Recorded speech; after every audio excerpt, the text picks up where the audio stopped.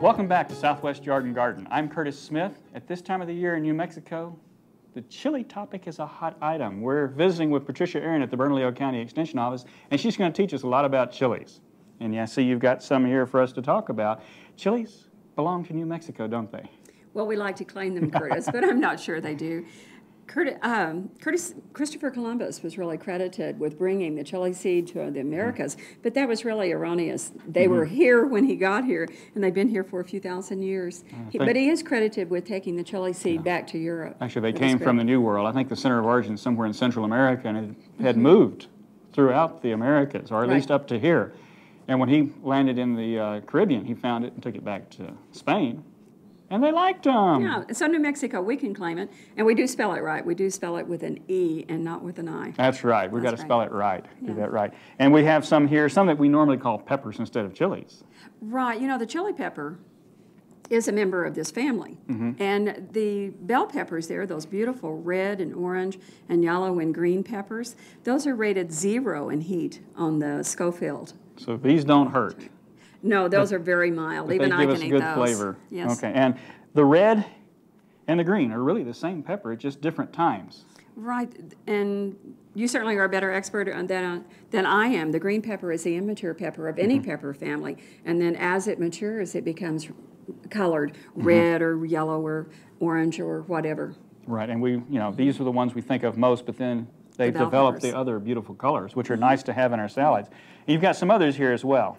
That's the Serrano, and it's on the chart, it's rated from 1 to 10, it's an 8, that and the jalapeno in heat. Okay, there's the jalapeno. So these two would be about the same. They don't look the same. No, but they're about the same amount of heat. They'll burn your mouth about the same. Yes, they will. Okay, and we've got the yellow one over here. The banana pepper. And there's a lot of yellow ones. Some of them are mild and some of them are hot. Which one is this? Well, you'd have to taste it for us. I will pass right now. What we're going to do today, Curtis, is that we're going to pickle them. Pickled peppers or pickling is one of the oldest known methods of preservation that man has. And that's what you have here. Those are all pickled peppers. Okay. Oh, that one's hot. What is this? That's a habanero pepper. Okay, that one is a hot. On the Scoville chart, that's about 80,000 units. So it is really, really warm. Just need a little bit of that in food to make it nice and toasty. A little bit of that juice would make things nice and toasty, right. Too. So the brine that's in there. Yes. In fact, when I was young, we made what we call pepper sauce in Texas. Yes. And it was really, all we did is use the vinegar to sprinkle onto our mustard greens and our beans and things. Flavored vinegar. It was really good. Woo, it was hot. Yeah. Okay, and so what do we have here?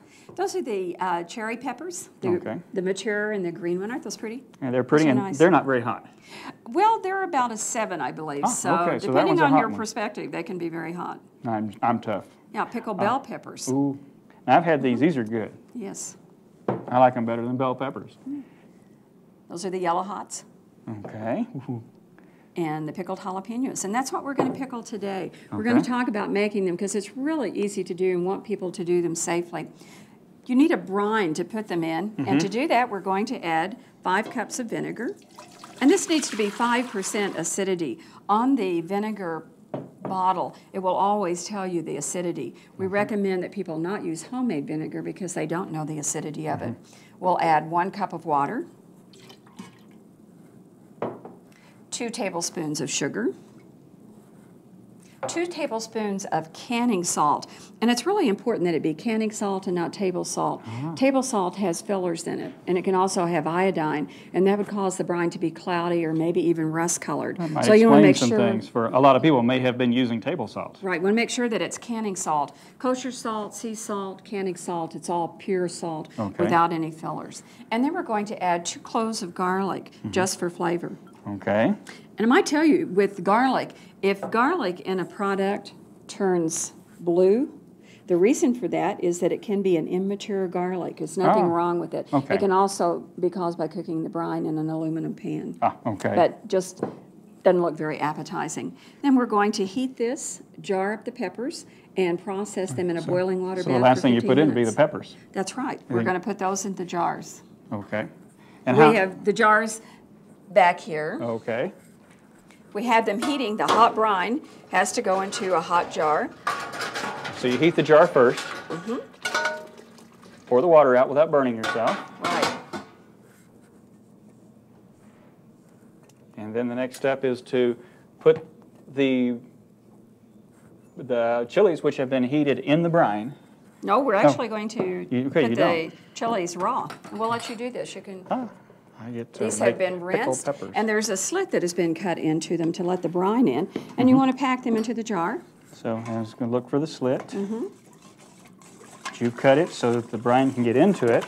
Right. And you probably want some upside down, so they fit because they're a little bit triangular or conical in shape. Find one that will fit a little bit better. Good. Pack them in tightly. Now I'm going to switch this pan with it. We're going to get a pan of brine that's already been heated. Okay. Need to heat it to the boiling point. They're not going to fit unless I find the right sizes here. Okay, then using a jar filler, let's see, we can turn this, and I think we've got about one too many in here. So you don't have to pack it real tight. No, not real tight. And then we're going to cover this. How would you like to We cover this with brine while I get the lid to put on it? And so we do this. And fill that within a ½ an inch of the top. Getting close. Yeah, about one more. That'll do it. Then we're going to take a bubble freer and get rid of the air in the jar. And then the last step is to put a treated lid on the top.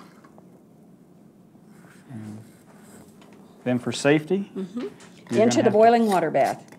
And that's what it is. And to learn how to do this, people can go to their extension office and get the details. You sure can. 'Cause We can't offer show classes. everything. We offer classes in many of the counties. So by calling their county extension home economist, they could find out if food preservation classes are offered in their county. Patricia, thank you very much. You're welcome. Thanks for having me.